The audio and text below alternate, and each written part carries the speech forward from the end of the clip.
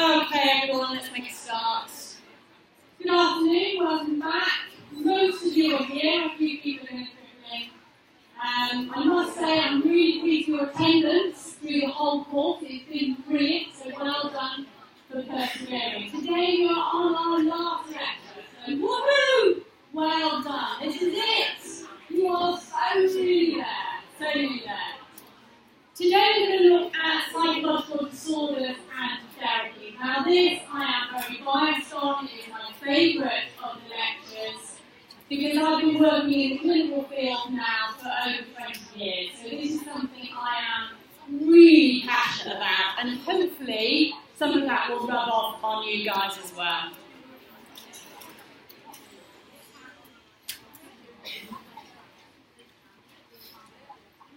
Okay. So we're going to look at psychopathology, and psychopathology really is the study of psychological disorders. Okay, psychopathology is the study of psychological disorders. We're going to look at abnormality. So what is abnormal? What classifies something as a disorder and not the norm? And we're going to look at the DSM, the DSM-5, which is the Diagnostic and Statistical Manual for helping psychologists and psychiatrists as well to diagnose these disorders. Now, although there are 20 different categories, I'm not talking over you, you should know that by now. Settle down, please. Thank you. Although there are 20 different categories of disorders, we're only going to look at a snapshot today: anxiety, mood, eating, and also schizophrenia, just to give you an idea of the disorders that are out there. Because you guys on the front line are going to be involved with meeting people of every type of array, and you will come across these people within your daily working lives. We're then going to look at approaches to therapy. We're going to look at good old Freud and his psychoanalytic ideas on therapy, talking therapies. We're going to look at the humanistic approach, and then the behavioural approach that you know so well by now, all that associations, and how the cognitive approach attaches to those behavioural approaches. How do we get cognitive behavioural therapy? And also we're going to look at some biomedical evidence as well towards therapies.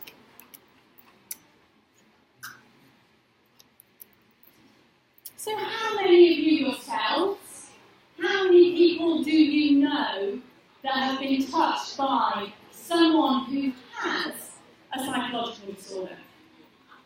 We're talking about those who have anxiety, those who have depression, even ADHD, autism, panic attacks. And how many of you today have a phobia? How many of you have been touched by or know somebody who has a psychological disorder? Now we all know that this is an incredibly delicate, vulnerable time for people of your age group. We know, guys, if you don't want to be here, you can leave. But I'm talking and I appreciate it if you listen. Thank you. We all know that this is a really vulnerable time for you guys. There's a lot going on in your brain. We know that there's loads of different neural networks that are being formed, and we know that a lot that are being pruned and that are being lost. We also know the amount of pressure you guys are under. Yeah, you've got to get into university, you've got to get a job. And it's amazing, isn't it? All that teacher, personal, society, Hong Kong in general, teachers as well, that pressure to perform, as well as that biological link. So we're looking at biology, but we're also looking at the environment aspect as well. And just some statistics for you: 50% of mental health is shown by the age of 40 years old. That is astronomical. 75 by the time, just a little bit older than you guys, 23. Okay? So it is a big area. So psychopathology, okay, the study of psychological disorders, the study of abnormal thoughts, abnormal feelings, and also abnormal behaviours. But what is abnormality? How do we define it as psychologists, as psychiatrists? There are many different ways, and different people believe, obviously, in different things. Some people believe that it's statistically rare. Some people believe that it's just behaviour that is deviant from social norms, social society. Behaviour that is unacceptable within your culture. Sometimes it causes an individual this sort of subjective discomfort. And by subjective, you mean individual. So they themselves have emotional distress. They themselves are unhappy. And with that, it allows this not functioning on a day-to-day basis. So they're maybe not being able to leave the house because they're having panic attacks, or because their phobia is so bad that they can't go into certain situations in certain places. It could also be something like a manic episode, and they're on that high, and it's stopping them functioning as they normally would. We can also think of abnormality as something that causes a person danger to themselves, so we're talking self-harm, but also to others as well. So let's look at that in a little bit more detail. So statistically rare. This is behaviour that happens in less than 5% of the population. Now clinicians love this and researchers love it because we can categorise it. We can say, yes, you're in that 5%, you have depression, or no, you're not, therefore you don't have depression. And we can put people into these very specific categories. You're either hyperactive or you're not, you're depressed or you're not. But this in itself causes problems, and we'll come back to that in a moment. Social norms. Now social norms are huge, and it changes depending on what society you're in and what culture you happen to be in. Now, as somebody who's walking around Central half naked, you might consider that abnormal. But if they were on the beach, or if they were in an African culture, it might be considered normal.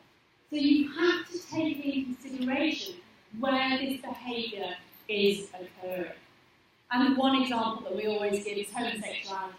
Okay, it's still illegal in some countries. Is this normal? Is this abnormal? Okay, so your culture, your society really depicts what you can classify as being abnormal from deviant behaviour from society. We can also look at behaviours being maladaptive. By maladaptive, we just mean dysfunctional. So dysfunctional behaviour. And that is being physically harmful to yourself, maybe self-injurious behaviour, but it's also behaviour that we can see prevents people from socialising and from making relationships. So if you think of an autistic child, that lack of communication, that lack of social interaction. We can also think of conduct disorder with converts, making people do things that they don't want to do, stealing. Maybe it's coercing somebody to behave in a way that they don't want to behave. And there's an awful lot of lying in psychological disorders, from simple things like you'd expect in conduct disorder to things that you wouldn't necessarily expect, eating disorders. People who have eating disorders lie a lot. They lie about their weight, they lie about how much they're eating, they hide food. So maladaptive behaviour, dysfunctional behaviour is huge within this population. So when we said it was statistically rare, 5% of the population, that is one way of thinking about whether somebody has a disorder or not. But more often than not nowadays, clinicians, psychologists, psychiatrists think of it more on a continuum, from normal to abnormal. And we can see that in things like depression. Yeah, you can have a mild depression or you can have quite severe depression. The same with schizophrenia, you can be mild or you can be quite severe. But it is these three aspects of abnormality that are important. And we're talking about deviance from society's norms, we're talking about distress or discomfort to ourselves, and dysfunctional behaviour. Those are the three defining aspects of abnormality.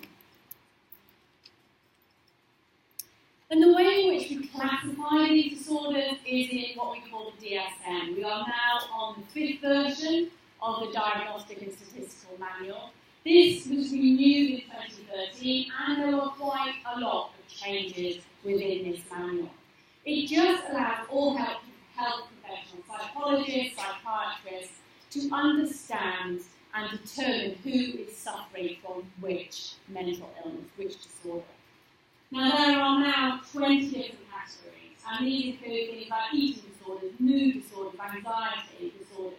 It can be things like sexual dysfunction, personality disorders, neurodevelopmental disorders. There are many different categories, and within that, there are many subcategories. We're talking about 250 different disorders. Now, I work in the neurodevelopmental side of things, and within that, we have subcategories of learning disabilities, autism, ADHD, we have language impairment, we have dyslexia, dyspraxia, dyscalculia. Okay, so even within these categories, we have these subdivisions, and all of them have the different rating scales in order for us to really adequately diagnose these individuals. But what is interesting is the way the media perceives these different disorders. Now, if we believe in the media and everything that they read by now, hopefully you've got some sort of critical analysis and saying, well, is that true, is that not true, knowing where the sources came from. We could say that, ADHD has just gone up by 41% in the last decade. But actually, the way in which we now classify ADHD, the terms we use, can really help individuals get a diagnosis of ADHD. So it's not that there's more around, we've just changed the way in which we determine the diagnosis. But also with things like ADHD, a lot of parents want that label, want that classification, because they need the funding, they need the insurance money to pay out to get the help that those children need. And help is what is really important for things like autism. If you get in there early and get the help the child needs, then that child has a better ability to essentially get better. So the way in which we diagnose change, and this determines how much we think is sort of, you can see it as an epidemic or not. Sometimes it's just because we've changed the diagnostic categories. I want you just to think for a moment about addiction. What do you think addiction is? Do you think it's about being addicted to a particular substance? Or can it be something like gambling, sex, food? Is internet gaming addictive? What about caffeine? And the way in which the DSM works is that the way the disorders are categorised should be equal in the way in which you perceive this abuse, this dependency. So I want you to have a little look at Europly. Just log on to Europly. I'm going to start a session.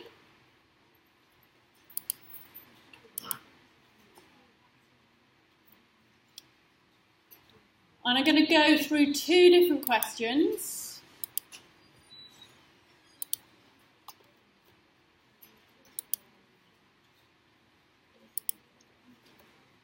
Okay, the session number is 4289.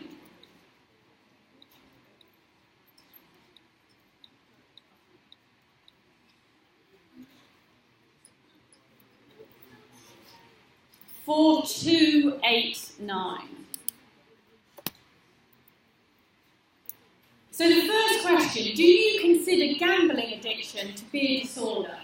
Do you think gambling disorder is in that DSM-5?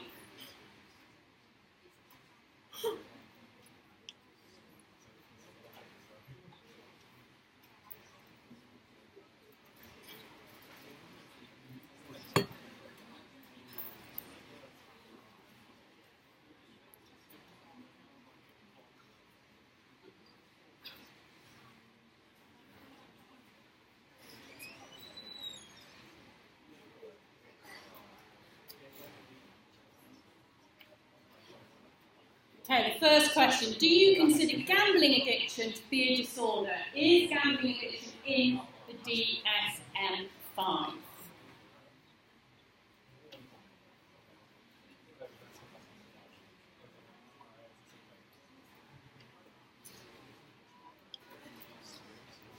Okay, a couple more of you to go through and then we'll look at the results.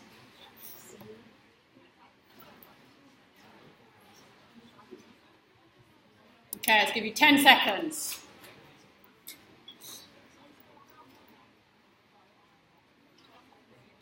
I don't know how live this is going to be. Okay, 94, wow, 94% of you say yes. There we go. And you're right, well done. And that's because it's a very similar disorder when we're talking about the relationship it has with substance abuse within the brain. And it's the same kind of treatments and therapies that work alongside gambling as you'd have with any other substance-related disorder with the same clinical expression. So well done. Okay, we're going to go on to the next question. Okay, what about internet gaming addiction? Is this in the DSM-5, internet gaming addiction? Is this an addictive disorder in its own right? What do you think?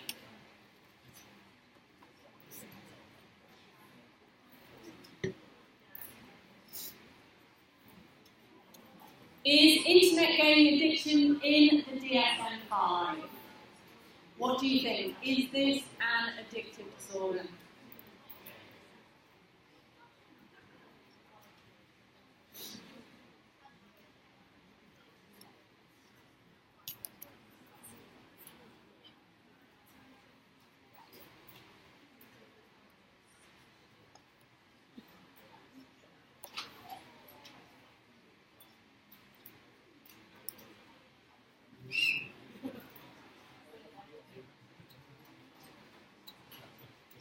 Okay, a few more of you to respond.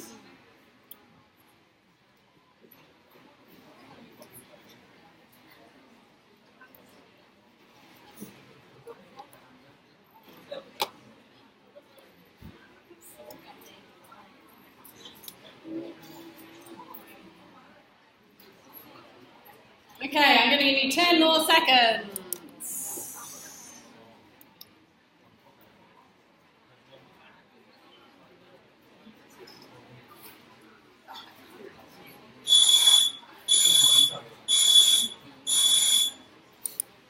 Oh, okay, 94% of you. Okay. Actually, there is no right or wrong answer for this. Internet gaming disorder is included in the DSM, but only in section 3 of the manual, okay? This is because there is some real evidence that suggests that, yes, you can have an addiction to gaming disorder. However, there is not enough evidence for it to be a disorder in its own right. So I believe that next time we do a revision of the DSM, with the amount of research that we have at the moment, it is very likely to be a disorder in its own right. So any of you who play games, who are maybe on the verge of being addicted to games or have friends who have games, know it is a very serious disorder. Okay, well done.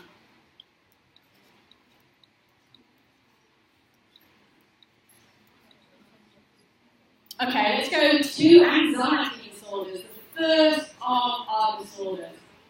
We're looking at symptoms that are excessive, unrealistic with regards to worry and with regards to fearfulness. Now, these are by far the most common of all disorders. Anxiety disorders are the most common, and they are the most treatable. But unfortunately, people do not get the treatment they need. So what's the difference between just being a little bit worried and having an actual anxiety disorder? Well, every day we all have worries. I'm sure you have worries about exams, about paying bills, about public speaking, about your fears or nerves about taking tests. Now these are all realistic. Okay? Everybody experiences them. But when we're talking about anxiety disorders, we're talking about unsubstantiated worry. We're talking about avoiding situations that make you anxious. Rather than being nervous and embarrassed in that situation, you avoid it altogether.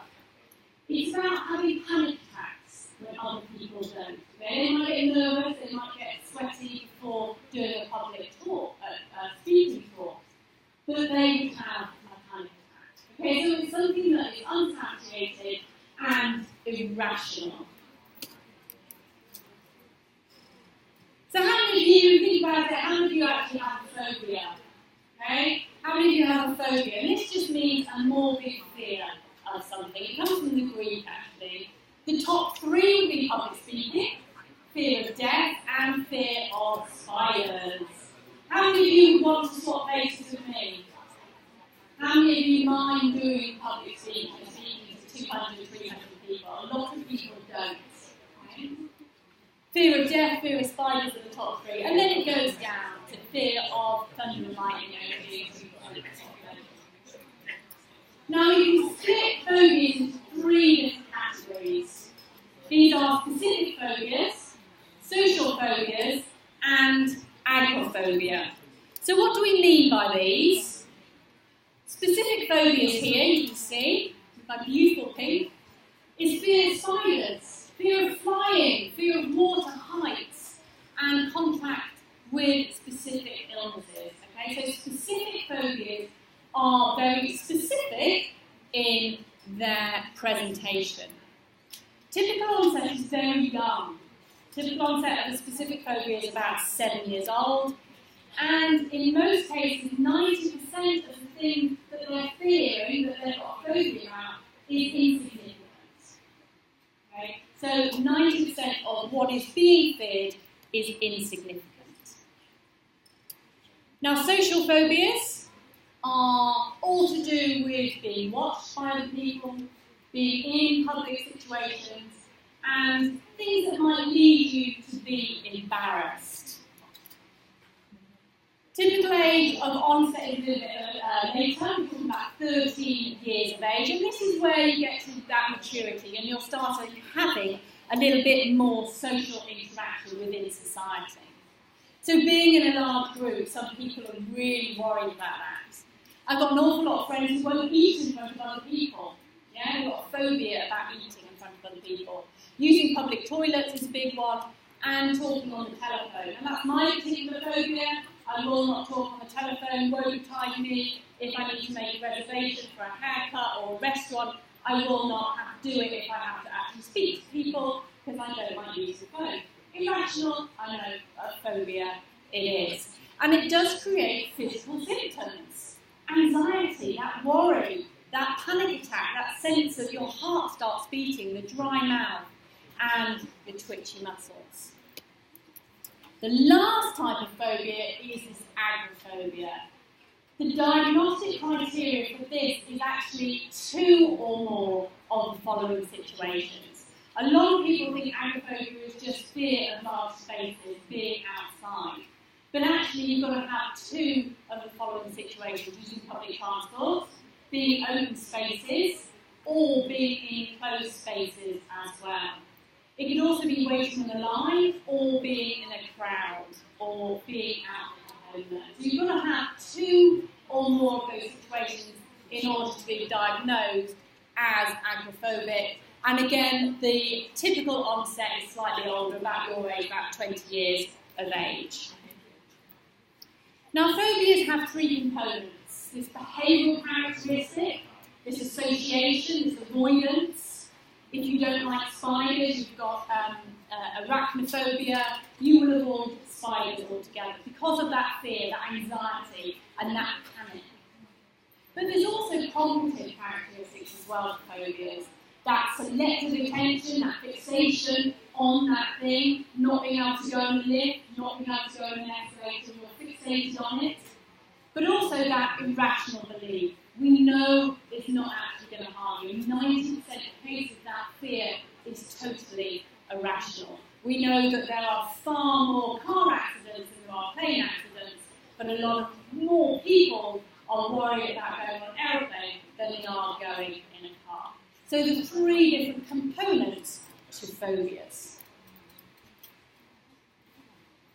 Okay, our next anxiety disorder is panic disorders.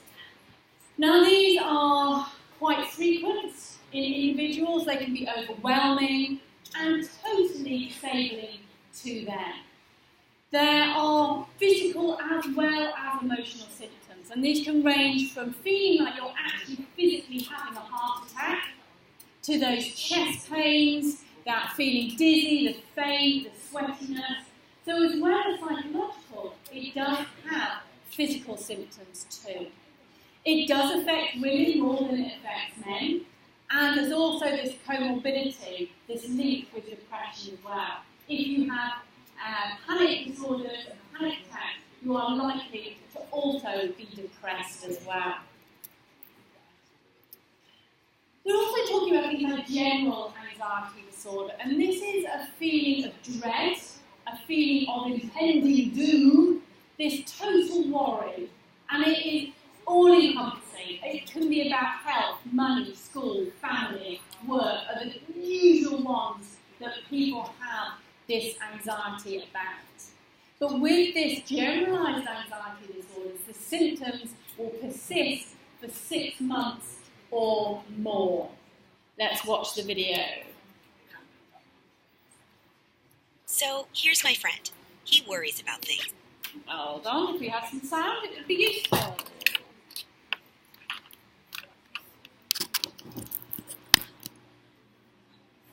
Of course, everybody worries. It's natural. But this guy has got generalized anxiety disorder, GAD, and he pretty much worries all the time. You see, people with GAD have trouble turning their worrying and anxiety off.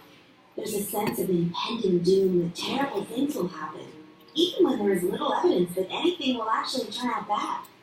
This constant and uncontrollable worry gets in the way of having a more normal day-to-day life, and many experience physical symptoms like fatigue, muscle tension, insomnia, and mental tensions like concentration loss, nervousness, stress, and all of this can contribute to an inability to go places or experience and enjoy things, and to simply be happy. And this in turn will stop.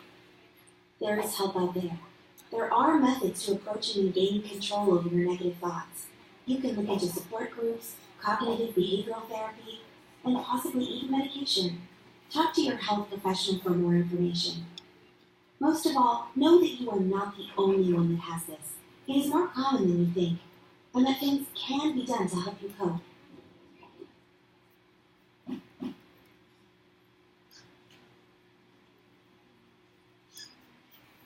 Okay, so there is a lot that you can do for general anxiety disorders. Now we're going to move on to acute and post-traumatic stress disorder. Now, acute stress disorder happens quite quickly after the traumatic event. And this is an anxiety, this dissociation with the event, and also we're talking about nightmares, recurring nightmares as well, which is very different to post-traumatic stress disorder, which is ASD as well, but longer lasting. Okay, we're talking about symptoms that are continuing 6 months after the traumatic experience. And this can be experiencing a traumatic event, but it can also be witnessing a traumatic event as well. And when we look at the causes of PTSD, we can see that the top one in both males and females is rape. That's the one thing that people constantly will say when they have PTSD, okay? In males, we're talking about combat exposure, being in the army or the navy, the armed forces, childhood neglect, and childhood physical abuse are the top 4. In females, it's rape, sexual molestation, physical attacks, and being threatened by a weapon. But also up there, and that you will see as well in your daily practice, is car accidents. They have a huge impact on PTSD. So the etiology of anxiety disorder disorders. And by etiology, we mean causes of anxiety disorders. Let me take out that sound. Can be biological in nature. And we're talking about genetics. There is a genetic component to anxiety disorders as well as a biological predisposition as well, or dysfunction within the nervous system. It can be learned behaviour. We've talked about behaviourist approach before, this association, particularly with phobias. You can associate a particular harrowing event with being scared of dogs. We can also have what we call this psychodynamic approach to an anxiety disorder. These repressed urges, desires come up later and create this anxiety, this abnormal behaviour or this thinking. And the cognitive side of it is this irrational thought. And these irrational thoughts lead to the anxiety disorders. So the etiology, the causes of anxiety disorders can be environmental, behavioural, and genetic as well. Now, I think what it is important to know is that 1 in 8 children can get anxiety disorders. There is a real high risk of these children then going on to experience problems in school, problems in missing out on social experiences, as well as then going on to engage in substance abuse. 1 in 8 children, that is high. That is a lot. And then these can also co-occur. They can be a comorbid disorders as well, with depression, with eating disorders, and with ADHD. Now, ADHD, we're not going to talk about today, but that involves a lot of risky behaviours. That prefrontal cortex isn't developing well, and they have a lot of risky behaviours to do with driving, to do with unprotected sex, okay? Alongside an anxiety disorder, and that is a recipe for disaster. So 1 in 8 children, you need to be aware of this. We know that there's that genetic component, we know that there's a biological component, the GABA, the serotonin, the glutamate, but also the environment. So our financial pressures can lead individuals to be anxious. Physical illness, alcohol abuse as well. Unfortunately, people do not get the treatment they need, and the treatment is easy. We can use cognitive behavioural therapy, we can use antidepressants. And there's some wonderful research now looking at post-traumatic stress disorder and Tetris. If you've ever played Tetris, the way in which your brain works in order to put those little funny shapes into compact sizes works really well, freeing up the other side of your brain to process the events that happen with that acute stress disorder. So the way in which we're understanding these disorders and the treatments are coming along and developing really quickly at the moment. There's a lot of research out there and money being put into it. Okay, now I've tagged obsessive compulsive disorders onto anxiety disorders. Now they used to be part of the anxiety disorder, but they are now a disorder in their own right. Now everyone tends to bat around, oh, you've got OCD, isn't that funny, you like to line things up. OCD is a horrific disorder if it happens to you. It's about obsessive, reoccurring thoughts. And these thoughts, these reoccurring thoughts, cause anxiety. And the way in which these individuals reduce the anxiety is by behaving in ritualistic, compulsive behaviours. This can be opening and shutting doors, turning light switches on and off, washing their hands over and over again. It's the thoughts that cause the anxiety. The anxiety causes the behaviour. The behaviour is there to try and reduce that anxiety. Turning off and on the light switch reduces that anxiety. This can provide temporary relief before, again, those obsessive thoughts come into the head and the whole cycle starts again. Now, we don't really know what causes it. We know there's a bit of a genetic component to it. We know that individuals who have OCD have a higher activity rate within this higher orbital cortex, a part of their brain that processes sensory information. of thoughts. We also know that when the basal ganglia in the back of the brain is damaged, for whatever reason, this can also cause OCD as well. We know that it is equal in men as it is in women. But it does work very well with cognitive behavioural therapy, reduction in symptoms, and also there are now some great medications as well for these individuals. I've got a short video on OCD now.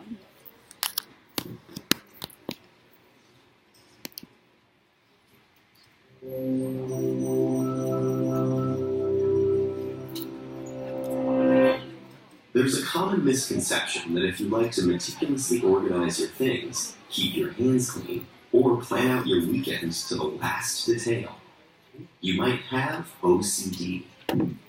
In fact, OCD, which stands for Obsessive Compulsive Disorder, is a serious psychiatric condition that is frequently misunderstood by society and mental health professionals alike. So let's start by debunking some myths. Myth 1. Repetitive or ritualistic behaviors are synonymous with OCD.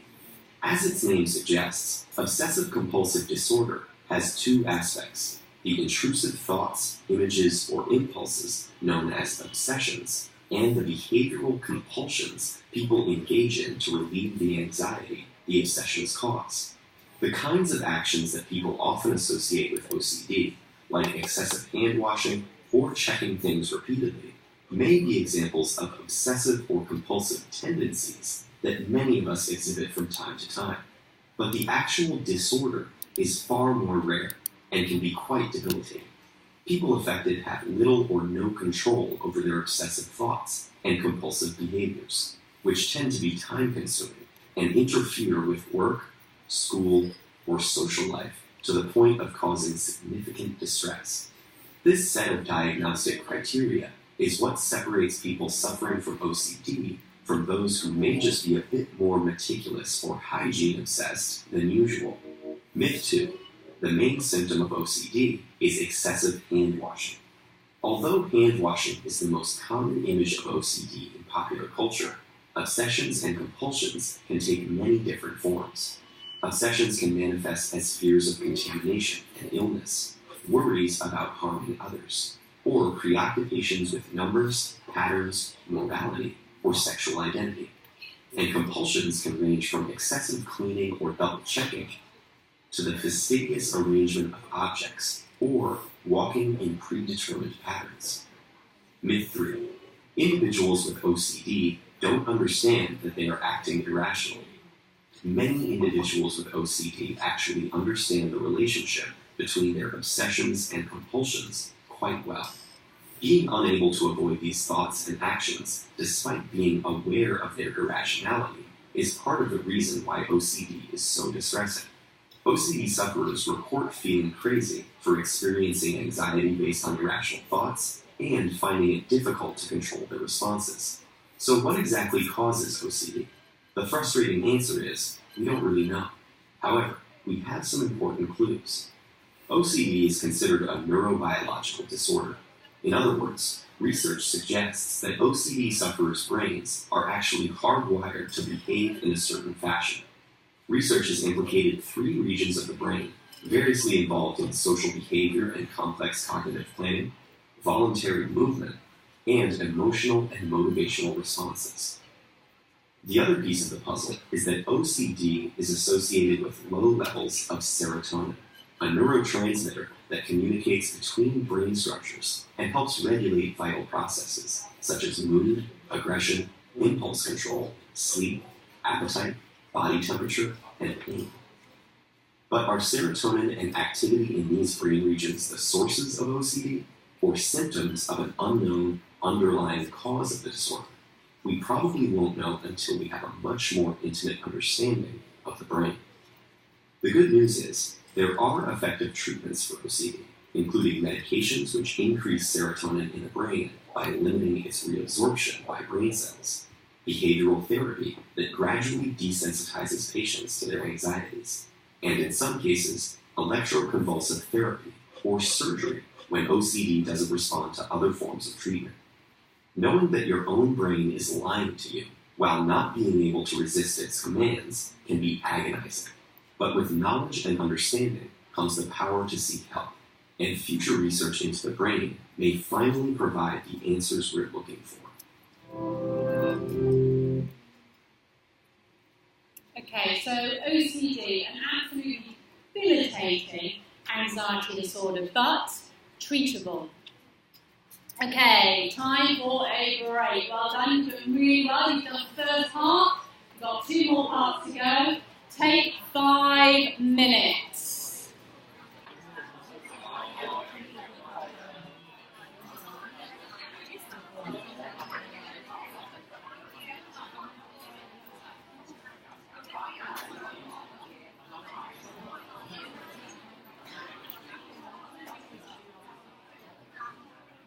Okay, let's make a start.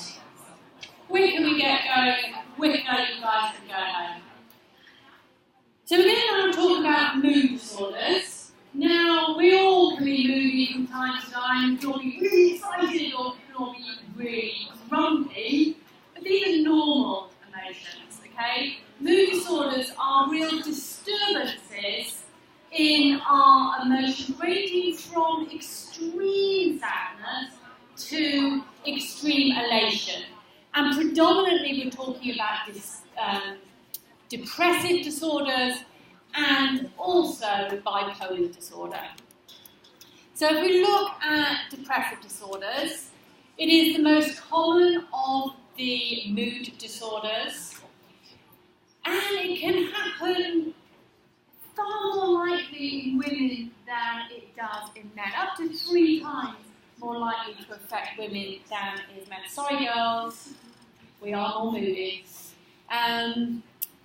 We can see here that there are some similarities and crossovers with anxiety, but really depression is that feeling of exhaustion, that tiredness, with disturbances in sleep and in appetite. There are a lot of thoughts of suicide as well within depression. That total loss of interest in everything. You don't want to go to the gym, you don't want to go out with your friends, you literally just want to stay in bed and curl up and not talk to anybody. It's pure sadness, okay, and frustration. Now, there are many different causes for depression. We can look at them from genetic and biological, environmental, as well as the psychological factors as well. But what we do know are there are some real triggers towards depression. We know that having a breakup with a romantic partner can trigger depression. Grief, if you've lost your partner, can trigger depression. And even of someone who is very close to you, that parent of a child as well. Traumas, chronic illnesses, stress, and genetics are also well-known triggers for depressive episodes. But also, it can come out of nowhere. It can be for absolutely and utterly no reason at all. And it's estimated that within the USA, 1 in 10 individuals have depression. There's a lot of sad people around. We do know that they respond really well to antidepressants, to cognitive behaviour therapy, and also to electroconvulsive therapy, and also these emerging technologies as well, which we'll talk about later. The symptoms, as you might have guessed, it is a persistent feeling of sadness.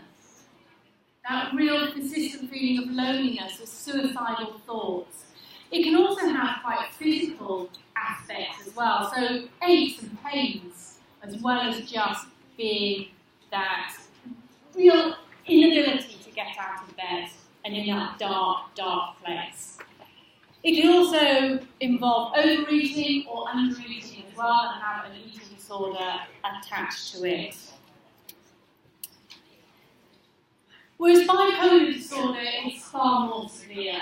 Now, when we think about bipolar disorder, the one that we usually think of is this real flip between manic episodes of mania and also of depression. But there are several different types of bipolar disorder as well. Sometimes you don't actually have to have the depression side, bipolar 1 disorder, is actually just aspects of the mania and then bouncing back to normal without those depressive episodes.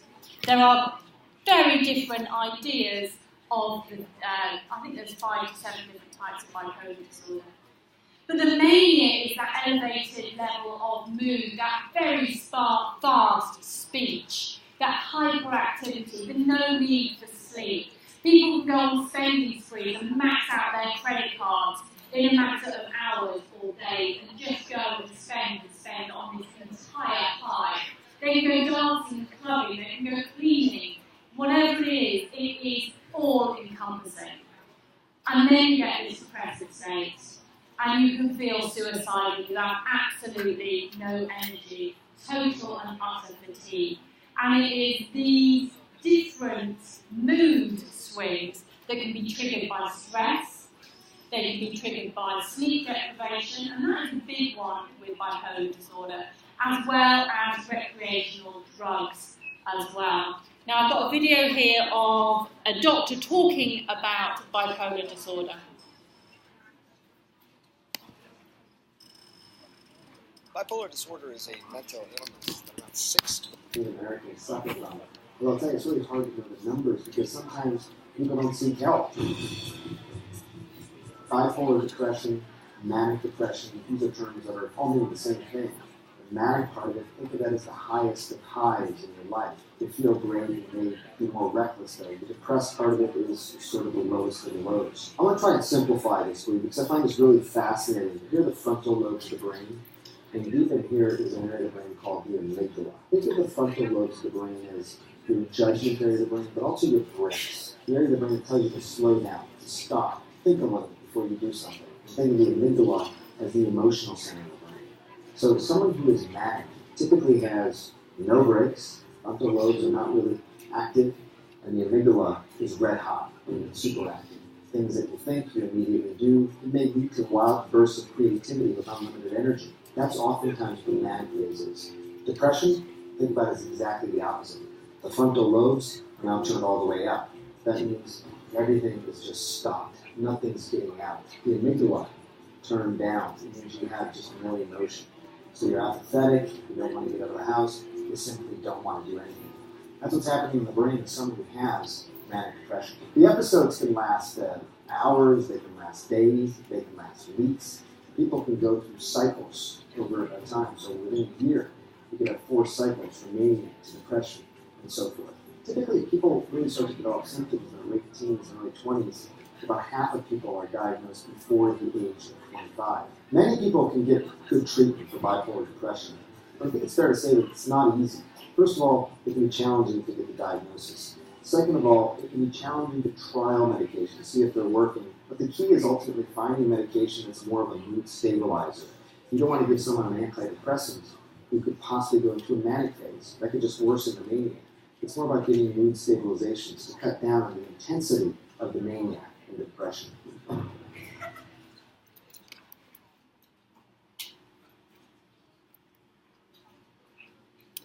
Okay, so the causes of these mood disorders, as we said in the video, there's a biological side to it.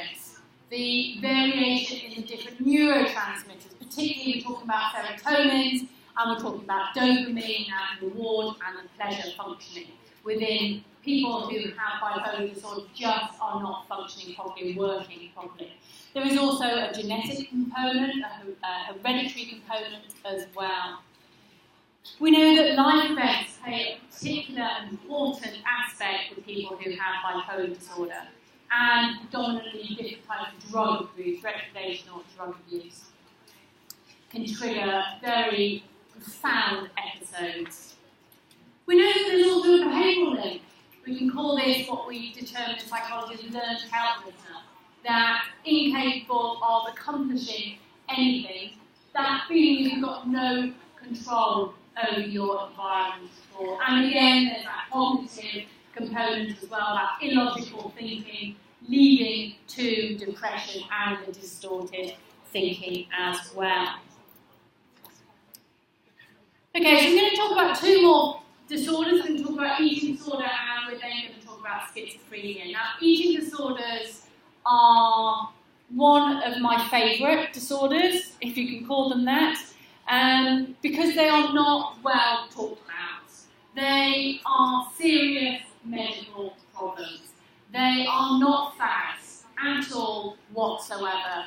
They can be fatal, and within the DSM, they are one of the biggest killers. Now, they are found in both men and both women of all different ages. And eating disorder is classified as this unhealthy relationship with food and weight that severely impacts day-to-day life. Now, there are 3 different disorders of eating within the DSM: bulimia nervosa, anorexia nervosa, and also binge eating as well. So, bulimia nervosa is the way in which you purge on food. You binge on food and you eat an awful lot of food before purging it out. And this can be self-induced vomiting, can be fasting, can be using laxatives, and it can be excessive exercise. But you have that anxiety, you have that trigger, you have that worry, and to reduce it, you eat, and you eat, and you eat. And then you feel awful about it, so you have to purge. And then it starts again, you get that anxiety, and so you eat, and you eat, and you purge. And this takes a real toll on your body. Your teeth decay because of all of the vomiting, the acid in your mouth, you get the irregular heartbeat, you get stomach ulcers. So it really has a horrific impact on your body as well as your mind as well. Now, of the eating disorders, bulimia nervosa is the one that 50% of individuals can actually get better from, which is not the case for anorexia nervosa. Anorexia nervosa is horrific. If anybody has ever lived or known somebody who had anorexia nervosa, you know how awful of a disease it actually is. It's when your body weight drops. It's basically starvation. You have a BMI less than 18.5. Again, it's vomiting, laxatives, but predominantly this food restriction is starvation. It has an awful toll on your body. It has the highest death rate of all the disorders within the DSM. 20% of people with anorexia nervosa eventually die from it. It is a debilitating disease that really affects your body in a number of ways. Again, the tooth decay because of the vomiting, the dry skin, the thinning of the hair just falls out. Your skin, your blood, your bones, the osteoporosis, your body just does not cope with the starvation. And the one cause of hospitalisation, if any of you are going to go and work in A&Es and departments that deal with anorexia nervosa, is this low weight and the problems it causes with your heart and also the electrolyte imbalance within the body. Binge eating is the third of the eating disorders, and this is generally in overweight individuals. They have a negative emotion, a worry, and anxiety, and they turn to food for comfort. They then eat, and that makes them feel better. But because of the binging, they grow in weight. But they don't purge, so they get bigger and they get fatter, and then this negative emotion and this cycle continues. Most common reasons for this disorder is stress, is emotional, is boredom sometimes as well, and it can also be habits. Yeah, you get that association of a particular feeling, and you think, oh, I'll just go to the freezer and get some ice cream and eat. Okay, and that is a lot of social issues as well. Maybe the parents have put on some ideas in your head that you have an emotion and you eat, or oh, you've done really well. So you eat, or you're depressed and you eat, okay? So eating is one of the most debilitating disorders in all of psychopathology. The etiology, the causes, a lot of eating disorders, particularly anorexia nervosa, is genetic. If your mother has an eating disorder or your sister has an eating disorder, you are at a very high predisposition to have an eating disorder yourself. We know through observational learning in society, that magazines, that social idea of beautiful and thin go together.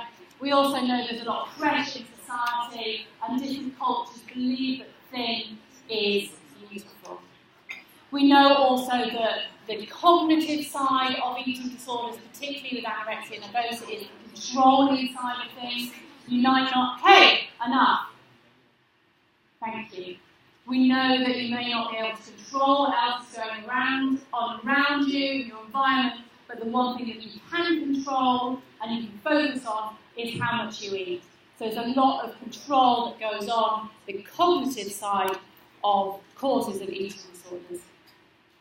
It has one, as I said, of the highest overall death rates.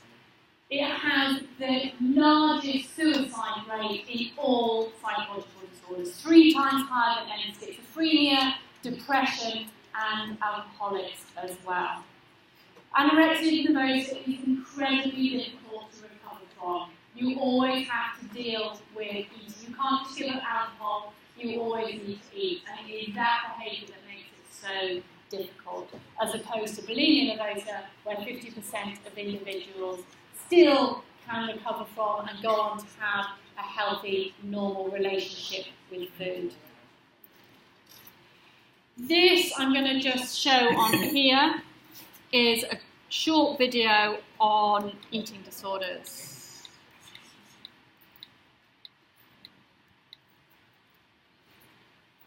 In 3.6. For decades, Hollywood has exploited our morbid fascination with eating disorders in one dramatic film after another. But the facts are that an estimated 30 million Americans will suffer some form of eating disorder in their lifetimes. Something in your brain, in your body says, no, wait a minute. Starving is bad, starving will kill you. But for me, I felt calm for the first time that I could ever remember. Given the grim statistics and media attention, why are there still so many misconceptions about eating disorders? No one knows that you can die from it. No one knows you're slowly killing yourself. Throughout the 1970s, pop artist Karen Carpenter and her brother Richard sold tens of millions of records. Karen's distinctive voice propelled them to a celebrity status enjoyed by few.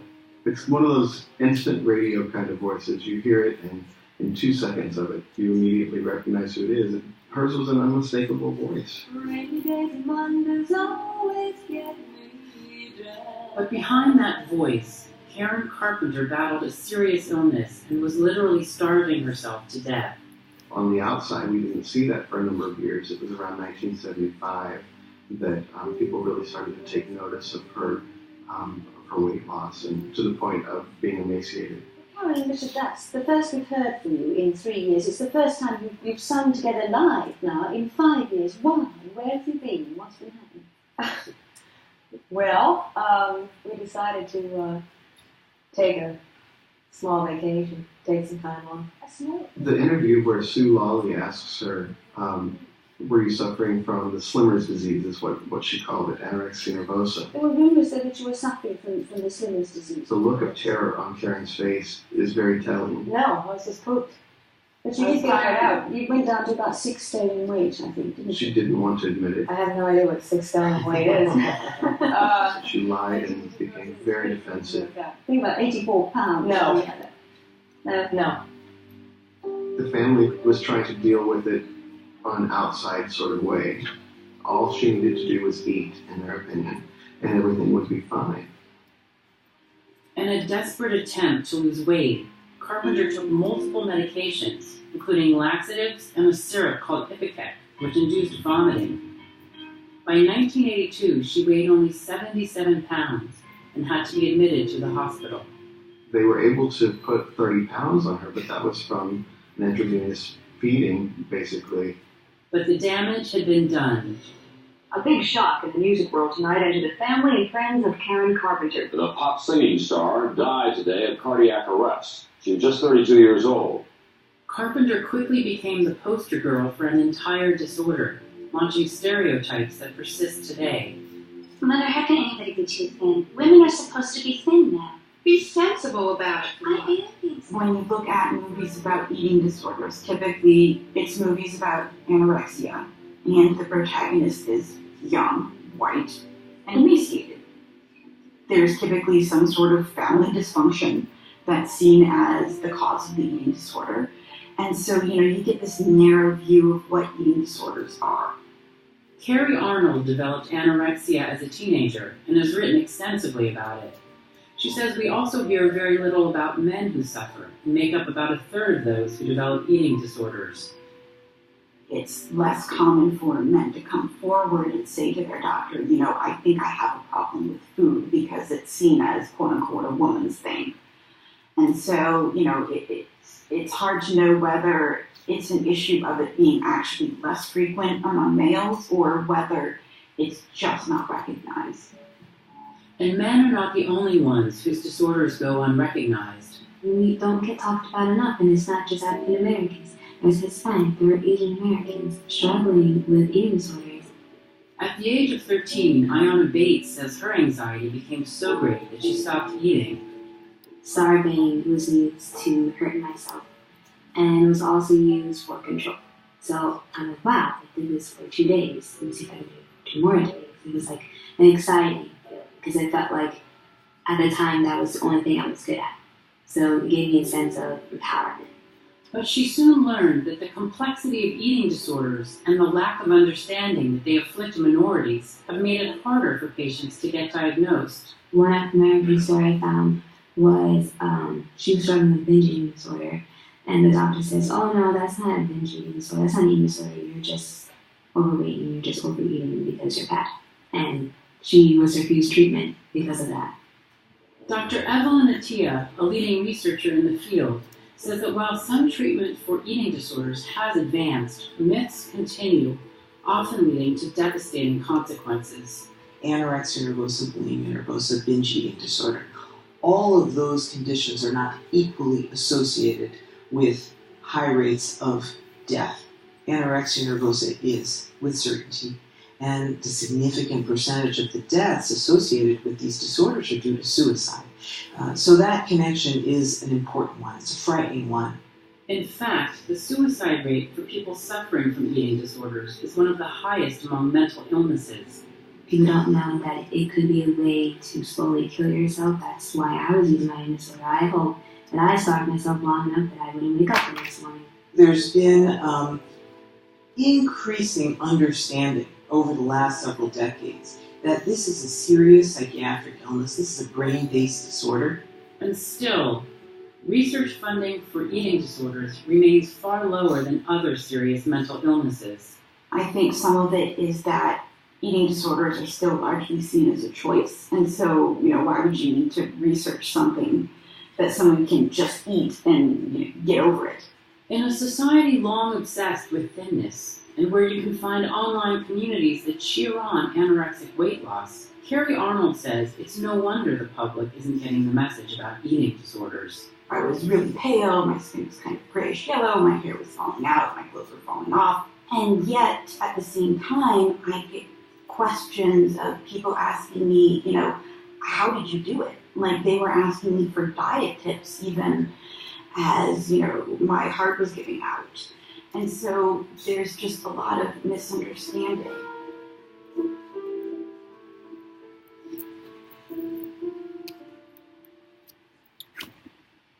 The latest battle in the school.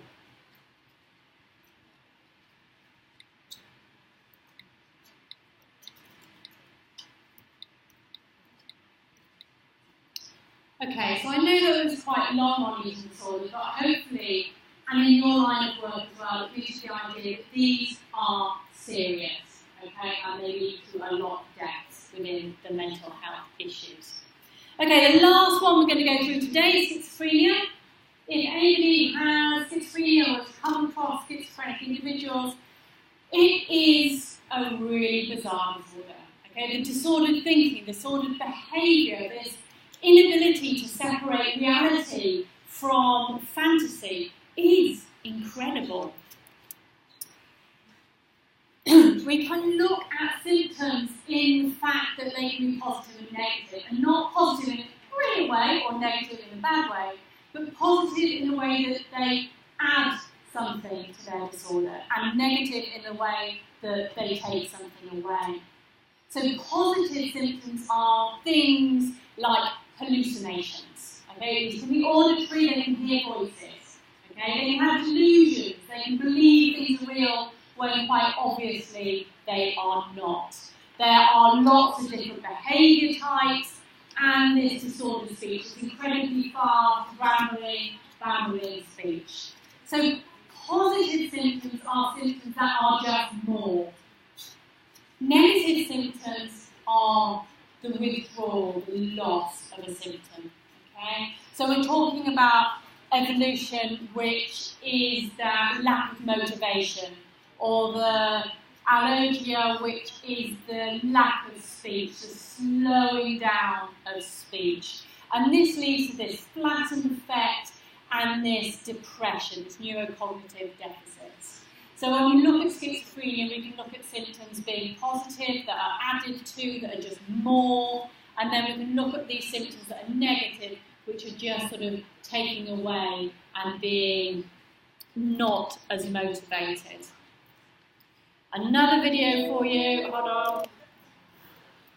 Let me put the sound in.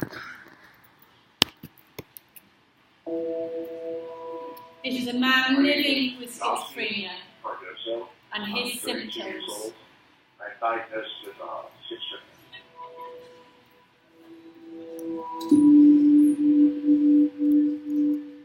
70% have hallucinations. We're just standing around, not really paying much mind to anything. And something that's real is I see the person in front of me talking to me, appears. It's suicidal vision. They're always smiling at me while they say, let's do this. We can do this, Chelsea, you know. And while they're smiling at me, either have a noose in their hands put around their necks, or they're holding a gun or a knife. And during the process of this, you know, they're just screaming at me to do it. So these individuals are having hallucinations. They're seeing people telling them to kill themselves, telling them they've got a knife to kill themselves, slit their throats, to hang themselves. Okay? It is a real hallucination to them, a delusion of behaviour. Schizophrenic is included in about 1% of the population, and that is regardless of geographical area. Okay? It is 1% of the population that it affects. It is highly genetic.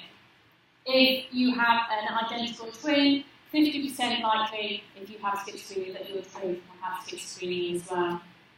Within families, if you have a first degree relative with schizophrenia, you are 10 times more likely to have schizophrenia yourself.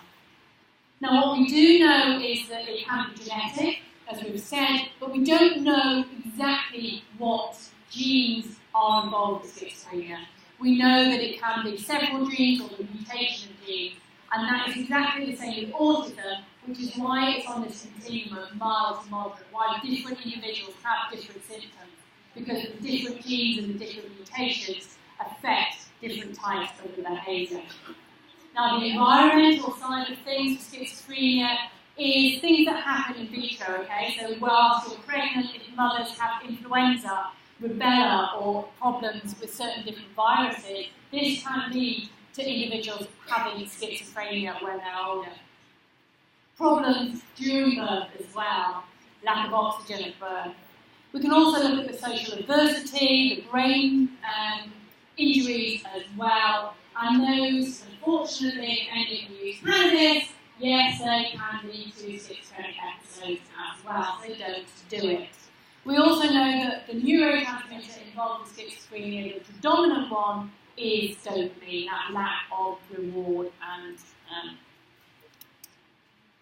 it's also very important, rewards and pleasures. So there's a slightly longer video here. Researchers just found a very simple explanation for a very complex mental disorder.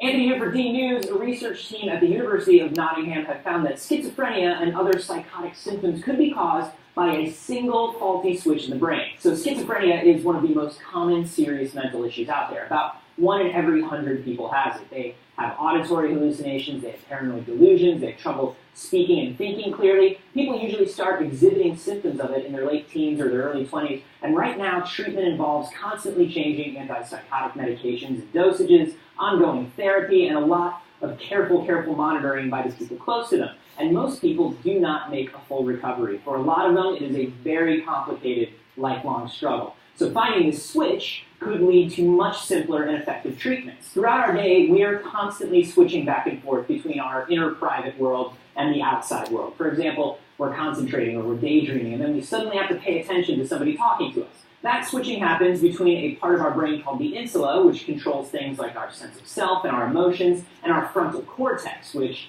helps us make decisions and regulates a lot of our other brain functions. And after comparing brain activity of people with and without schizophrenia in an fMRI, the team saw that the people with schizophrenia didn't always make that switch cleanly. Their inner world and their outer world are mixing together, which would explain how inner thoughts or insecurities get turned into voices or into real situations for them. Faulty switching could also explain symptoms of other psychotic disorders, like being unable to empathize with others and make appropriate emotional responses. So now that we know where the switch is, how do we get it flipping properly? Magnets. Transcranial magnetic stimulation is a process that uses a magnetic pulse to stimulate the frontal lobe, which would jumpstart the insula into activating, essentially just getting the frontal lobe so excited that the insula goes, whoa, dude, go home, you are out of line, I will jump in here. They also suggested another surprising treatment, which is gaining popularity lately for everything from ADHD to substance addiction, mindfulness meditation. People with schizophrenia have unusually smooth insulas, and regular meditation over long periods of time has actually been shown to increase the folding in that region. All of these treatments are just suggestions right now, but even if they're slightly helpful, it could make lives for people with psychotic disorders much, much easier. You know, it seems like the more we...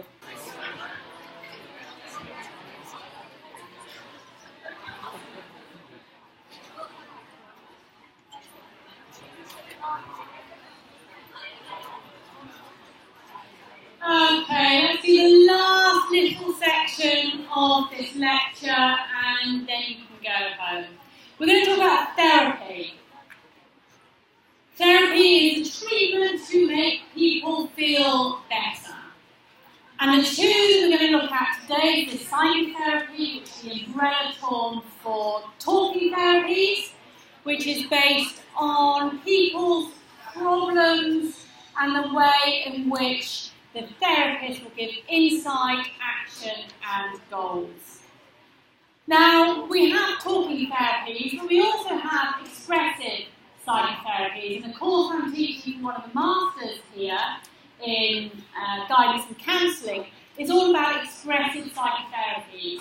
And I have been absolutely blown away by the way in which art therapy, drama therapy, even animal-assisted therapy, is all helping individuals who have an array of disorders actually work through their emotions.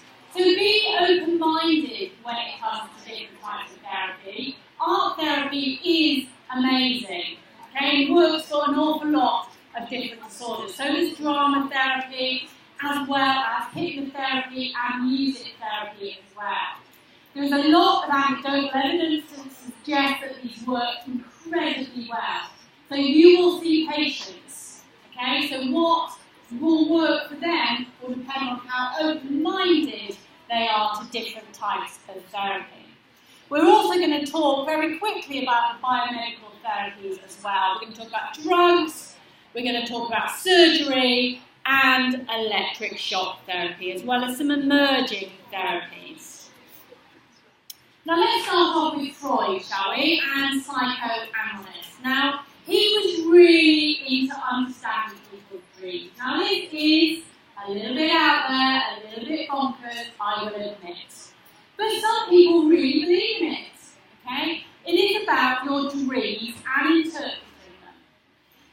manifest content is all about what actually happens in your dream. So let's say you went to bed, you woke up in the morning and you went, oh, I dreamt last night that my mother was a dragon and that I was really trying to run away from her. Okay? That would be the manifest content. The latent content would be the meaning of that dream. Well, your mother's a dragon. Okay? Maybe she's really controlling. And maybe because you're trying to run away from her, you're trying to run away from that controlling situation. So the way in which psychoanalysis and the dream interpretation works is trying to understand what's going on in that subconscious. Now the other thing that psychoanalysts do is doing this free association. So if I said mother, what's the first thing that comes into your head? Really quickly, okay? And the psychoanalyst and therapist would then discuss that and talk about that and see where that went. So all about that association of the word, the first word that comes into your head if I said mother. Now some individuals are very resistant to therapy, they don't want to discuss it, they don't want to understand those feelings, they don't want to talk about those feelings within therapy. We can also talk about transference, and there are several different types of transference. The one here is positive, and there can also be negative. Positive transference is when you put all your emotions, those feelings, those conflicts, onto your therapist, but it results in trust. So you trust your therapist because you've really opened up to them. But it can also be negative as well, in the fact that you don't want to discuss and talk about these emotions that come up. So there's an awful lot of understanding the relationship between the therapist and the client. Predominantly, we are talking about talking therapy here. It is very directive. Psychoanalysis is all about interpretation, it's about understanding, but it's also about giving suggestions to the client on how they can understand and work through those emotions. Now, the humanistic approach to therapy is very different. We're talking about Carl Rogers, and it's all about the clients talking and the therapist listening. They're all trying, as Rogers said in his being the best person you can possibly be, into self-actualization. And that little acorn there is all about the humanistic approach to therapy. You plant your acorn and you let it grow into the best, biggest, most beautiful oak tree that it can possibly be. Now there is a broad application to this type of therapy, lots of people like it, but it's not based on any experimental research. Okay, there's no evidence that this really does work. You also need a client that is talkative. If your client doesn't say anything, you're not going to get anywhere at all. Now, part of this humanistic therapy is Gestalt therapy. Now, I've always kind of gone, really? Does this work? But actually, I've come across some anecdotal evidence very recently, actually, of a friend of mine who was in therapy, and she did this exact thing. She talked to an empty chair. But in fact, she was talking to her father, and she had a lot of issues with her father. And she got to say things to him that she wouldn't, or she hadn't said before he passed away. So a lot of these therapies we can just poo-poo, we can just say, really, all of them work for different people, okay? And you've got to stand back and let that individual client choose the type of therapy that works for them. Now, we've talked an awful lot about behaviourists, about cognitive, classical conditioning, about operant conditioning as well, about how we form associations and how we reward and how we punish. Now, we can look at these as behavioural techniques, behavioural modifications, making children do what we want them to do by using token economy, rewarding them for their good behaviour.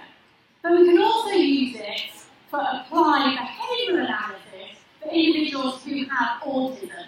And this is a brilliant therapy that has lots of empirical research based on it, on how we can use this classical conditioning with autistic children.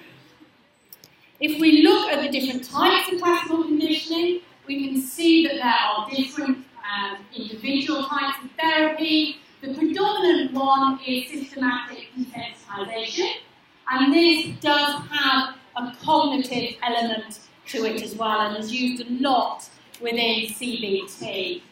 Systematic desensitization is brilliant for phobias and does work in 75% of cases, and that's quite high. And the way in which this works is that you, in very baby steps, get increasingly close to the particular phobia that you have. So let's say it's a spider. First of all, if you've got a phobia, I'll show you a picture of the spider. Then when you're okay with that, I'll show you a toy spider. And then when you're okay with that, we go on to a dead spider, and then onto a live spider. So very slowly introducing the concept of a spider. Now this video is about an individual who has a phobia to feathers. Back in England, Jackie has also decided to confront her worst fear, but using a different form of therapy. It may be her only hope of leading a normal life with Angelina. So, Professor Paul Shalkowskis practices cognitive behavioral therapy. He believes this can change the way Jackie thinks about feathers in just one session. The worst possible fear is not feathers. The worst possible fear is losing it, dying. Now I'm telling Okay, so this is a CBT session, cognitive behavioral session, using systematic desensitization. The next step being shabby and feather. Her phobia is to a feather. It's only very small feather. Okay. There it is. Okay. Put it down. Just turn it right. Yes. Tell me what's going through. I need to go. Angela, I'm going to wait at stay with them. Okay, one of the things that can be helpful for people to understand is that as anxiety increases, it will in fact level out and will come down again. It won't be able to sustain it. What we do in therapy is we give them the experience of their anxiety going up and coming down again without them escaping. Okay, ready? Yeah. And with everything else slowly in control of it. Okay? So my holding this work. Yes. Because you can put it there. Promise you I'm not going to do that. Oh. Yeah, keep going. Keep going. No, stop now. Okay. Stop. Stop. Bro.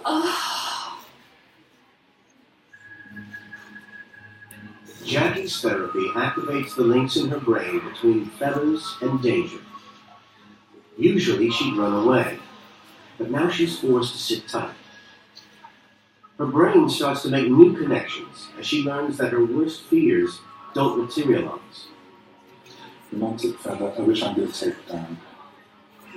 Rather than being dangerous, she begins to see feathers as harmless.